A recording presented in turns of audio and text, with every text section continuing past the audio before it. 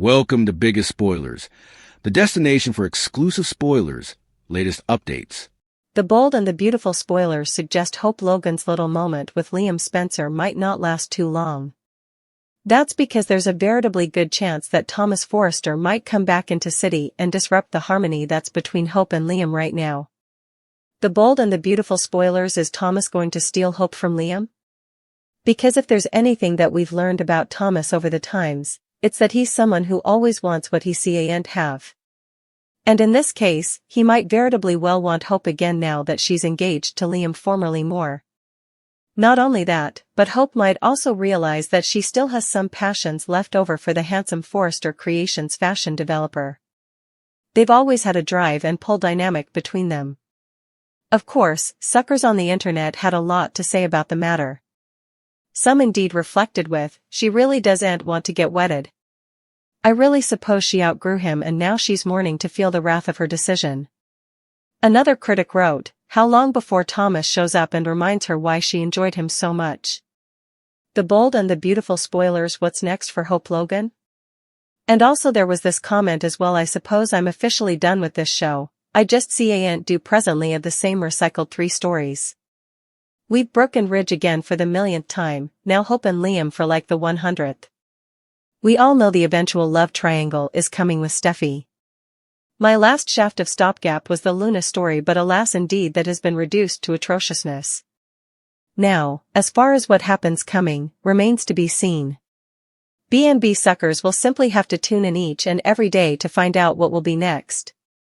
The bold and the beautiful charade, weekdays on the CBS network. Check your original rosters for times. In the world of high fashion and even higher drama, where the Forresters, Logans, and Spencers regularly redefine the meaning of family strife, a single event can send ripples through generations. This is the story of one such event, a baptism. But this is no ordinary ceremony. It is the catalyst that finally closes a decades-old wound for Thorne Forrester, only to tear open fresh ones for everyone involved. It is a story of a long-lost son found, of encouraging words whispered with hope, and of angry threats hissed with the fury of a betrayed man. This is the moment where the past, present, and future of the Forrester dynasty collide at the holy water font. The ghost in the machine, Thorne's unspoken void. For years, Thorne Forrester has been the steady, often overlooked, pillar of the Forrester Creations empire. While his brother Ridge's romantic entanglements and artistic temperaments dominated headlines, and his father Eric's patriarchal dramas unfolded, Thorne was the reliable one. The former pilot, the man of action, the one who often stood on the moral high ground. Yet, those closest to him could sense a quiet melancholy, a shadow that never quite lifted. It was the ghost of a chapter in his life that was brutally torn out. Decades ago, a whirlwind romance, typical of Los Angeles' elite, resulted in a pregnancy. The circumstances were complicated, filled with the passion and impulsivity of youth. The relationship dissolved under pressure, and the woman, fearing the overwhelming influence of the Forrester dynasty or perhaps seeking to protect her own future, made a heart-wrenching decision. She left Los Angeles, and Thorne was led to believe that the pregnancy did not come to term, or that the child was not his.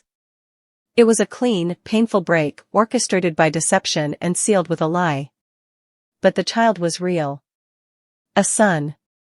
And for all these years, Thorne unknowingly walked through life with a piece of his soul missing. He loved his daughter, Allie, with a ferocity that defined him, and her tragic death carved a void that seemed unfillable. He found love and stability with Katie Logan, and in her son, Will, he discovered a profound and beautiful role as a stepfather. But the whisper of his own blood, his firstborn son, out in the world somewhere, was a silent, persistent ache. He built a life of contentment, but the foundation was cracked by the unknown. The divine coincidence, a face in the congregation. The setting for the seismic shift in Thorne's life is deceptively serene, the baptism of Katie Logan's nephew, or perhaps a child of one of the many interconnected families in their orbit. The air in the small chapel is thick with the scent of lilies and polished wood. Sunlight streams through stained glass windows, casting colorful patterns on the pews.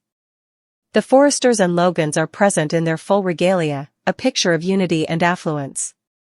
Katie, radiant and supportive, sits beside Thorne, her hand resting comfortably in his.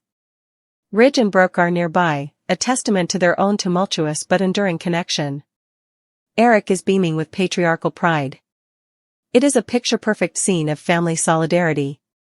As the priest speaks about renewal, legacy, and the welcoming of a new soul into the faith, Thorne's eyes wander across the congregation.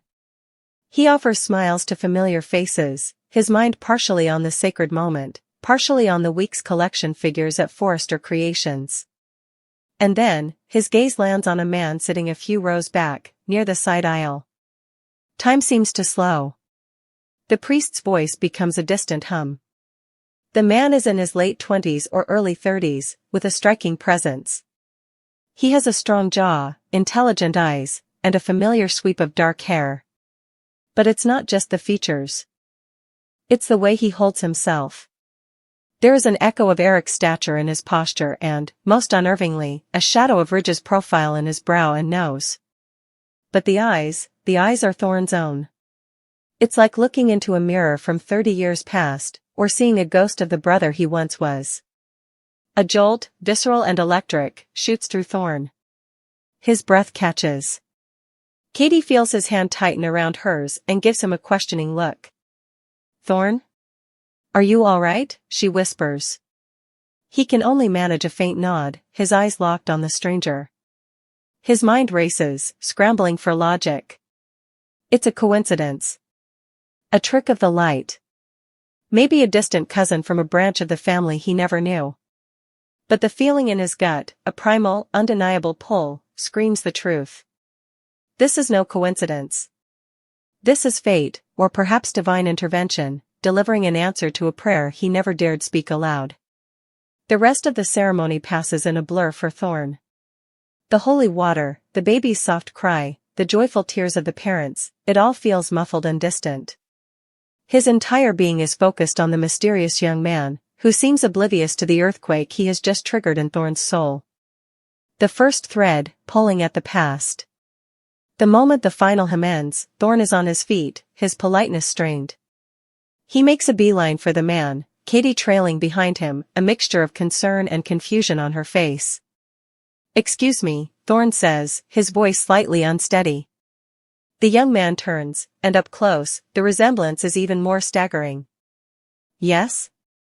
Can I help you?" the man replies. His voice is calm, his demeanor polite but curious. "I'm Thorne Forrester. I couldn't help but notice, forgive me for being forward, but you look incredibly familiar." "Do I know you?"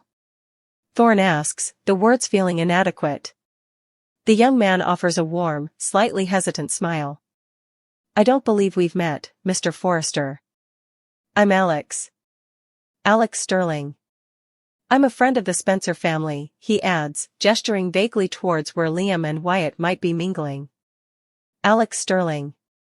The name means nothing to Thorne, and yet, it feels like the most important name he's ever heard. They exchange a few more pleasantries. Alex is in town working as a financial consultant for a firm that has done business with Spencer Publications. He's new to Los Angeles, trying to build a life. Thorne listens, mesmerized, every piece of information a potential clue. As they part ways, Thorne obtains Alex's phone number with the flimsy pretext of potentially having business for him at Forrester Creations. The moment Alex is out of earshot, Thorne turns to Katie, his face pale. "Katie, did you see it?" he asks, his voice barely a whisper. "See what, honey?" "He seems like a nice young man," Katie replies, still not grasping the magnitude of what is happening. "He has our eyes." "My eyes." "And his jawline, it's father's." "It's mine," Thorne insists, the emotion raw in his voice. The search begins that very afternoon. It is a relentless, obsessive quest. Thorne hires a private investigator, but he is too impatient to wait. He spends nights scouring old records, piecing together timelines from his past. He revisits the memory of that long-ago relationship, a period of his life he had deliberately locked away. He remembers the woman, her name, the intensity of their brief time together. He tracks down old acquaintances, makes difficult, awkward phone calls, following a trail grown cold over 30 years. The breakthrough comes from the investigator. The woman, Thorne's former lover, passed away a few years ago. But she left behind a son. A son she put up for adoption shortly after his birth. The adoption records were sealed, but a diligent search through non-identifying information reveals a match. The boy was placed with a family named Sterling. They named him Alexander. The evidence is no longer just a gut feeling or a striking resemblance. It is a paper trail. Alex Sterling is his son. Encouraging words, the foundation of a new beginning. Armed with this life-altering truth, Thorne is a man transformed. The quiet melancholy is replaced by a nervous, hopeful energy. He confides in Katie first, who, after the initial shock, wraps him in a supportive embrace. Her medical background gives her a practical compassion, and her love for Thorne makes his joy her own. "Thorne, this is a miracle," she says, her eyes shining with tears. "After everything you've been through, after losing Allie, to have this chance? You have to talk to him. You have to tell him." Her words are the encouragement he needs. He also seeks counsel from his father, Eric. In the grand Forrester mansion, surrounded by portraits of their lineage, Thorne lays out the story. Eric, ever the patriarch, is initially cautious, his mind racing through the implications for the company, the family name. But then, he looks at his son, really looks at him, and sees a hope he hasn't seen in years. "A son," Eric murmurs, a slow smile spreading across his face. "My boy, you have a son. This family is built on legacy, but also on second chances. You must embrace this. Bring him into the fold. The Forrester blood is strong. He is one of us." Even Brooke, the so-called Destiny's Child, offers her support. "Love is the most powerful force in the world, Thorne," she says. "If this is your destiny, you have to see it through. Don't let fear stand in the way of a beautiful future." Bolstered by this chorus of encouragement, Thorne arranges to meet Alex for coffee. The meeting is fraught with tension. Alex, assuming this is a business meeting, is relaxed and professional. Thorne, however, is a bundle of nerves. "Alex, what I'm about to tell you is going to sound unbelievable," Thorne begins, his hands trembling slightly around his coffee cup. "I've done some digging. After we met at the baptism, I couldn't shake the feeling that we were connected." He slowly, carefully, lays out the story. He speaks of the young love, the separation, the deception, and his recent, desperate search. He slides a folder across the table containing the non-identifying information from the adoption agency, the photograph of his mother from that time, and a recent picture of a young Thorne for comparison. Alex's face cycles through a torrent of emotions: confusion, skepticism, shock, and finally, a dawning, staggering realization. He had grown up in a loving home, but he always felt a little different. He knew he was adopted and had sometimes wondered about his biological parents. To have the answer presented to him so suddenly, and to have it be a man of Thorne Forrester's stature, is overwhelming. "You're telling me, you're my father?" Alex whispers, his voice cracking. "I am," Thorne replies, tears finally spilling over. "I have missed your entire life, and I will spend the rest of mine making up for it, if you'll let me." The encouraging words from Katie, Eric, and Brooke have paved the way for this moment. Instead of anger or rejection, Alex feels curiosity. A sense of belonging. The two men talk for hours, bridging 30 years in an afternoon. It is the beginning of a fragile, hopeful new bond. Angry threats, the storm breaks. However, no seismic event in this world occurs in a vacuum. As Thorne and Alex tentatively begin to build a relationship, lunches at the office, a tour of the Forrester Creations design floor, an introduction to the family history. A storm is brewing. And its name is Ridge Forrester. Ridge, the anointed son, the head designer, the man whose destiny has always been intertwined with the company and its leadership, views this development not as a miracle, but as a threat. He sees Thorne's newfound happiness not with brotherly joy, but with deep-seated suspicion. To Ridge, everyone has an angle, especially a stranger who appears out of nowhere claiming to be a Forrester heir. His concerns are amplified by his wife, Taylor, or his complex history with Brooke, depending on the current romantic landscape. They whisper doubts. Is he really who he says he is? Has Thorne been thorough enough? This is all very convenient. He could be a gold digger, a plant from a rival company, another Sheila Carter-style catastrophe waiting to happen. Ridge's suspicion quickly curdles into hostility. He watches Alex being welcomed by Eric, sees the pride in his father's eyes, and feels his own position subtly shifting. The Forrester legacy is not just a phrase to Ridge, it is his birthright, and he will not see it diluted or threatened. The confrontation happens in Thorne's office at Forrester Creations. Ridge storms in, his face a mask of fury. What are you thinking, Thorne? Ridge demands, bypassing any pleasantries. I'm thinking I've found my son, Ridge. Something you should be happy about, Thorne replies, his own temper rising. Your son? Ridge scoffs. You have a DNA test? Or are you just going on a feeling and some old papers that could have been forged?